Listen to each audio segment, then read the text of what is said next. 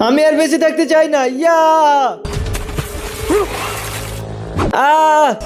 পালা এখান থেকে। না, যাবো না, আমি মরতে চাই। আবে তুই মরতে চাস কেন? কারণ আমি গরিব, আমার কাছে 1 টাকাও নেই। বিনা পয়সায় এই জীবনের কোনো দাম নেই, সেই জন্য আমি মরতে চাই। আবে গরিব, চল ঠিক আছে, আমি তোর একটা মাটির হাঁড়ি দিচ্ছি, ওটার ভিতর থেকে তুই যতটা ইচ্ছা ততটা টাকা বের করতে পারিস।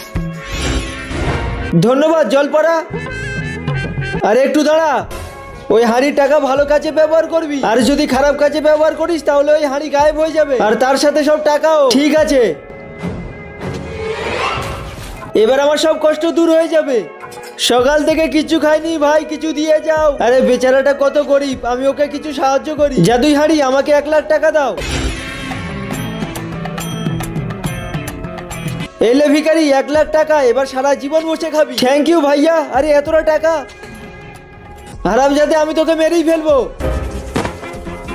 আবে দাঁড়া, তুই ওকে মারছিস কেন? ও আমার 5 বছর আগে টাকা নিয়েছে, এখনো সেই টাকা দেয়নি। কত টাকা নিয়েছে?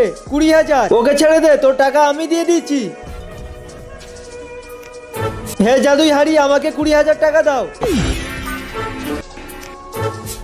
এইলে তোর টাকা।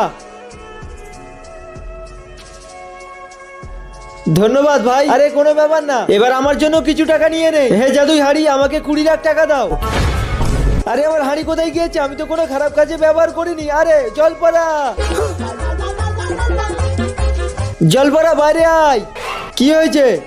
জলপরা, আমি তো ওই হাঁড়ি 1 টাকাও খারাপ কাজে ব্যবহার করিনি, তাহলে আমার হাঁড়িটা গায়েব হয়ে গেছে কেন? তুই করিসনি, কিন্তু তুই যাকে টাকা দিয়েছিস ও করেছে।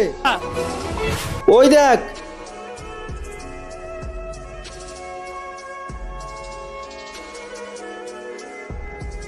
আবে সালা, জলপরা, আমাকে আর একটা মাটির হাঁড়ি দাও। আমি আর দিতে পারবো না, কারণ আমি একটা মানুষকে একবারই সাহায্য করি।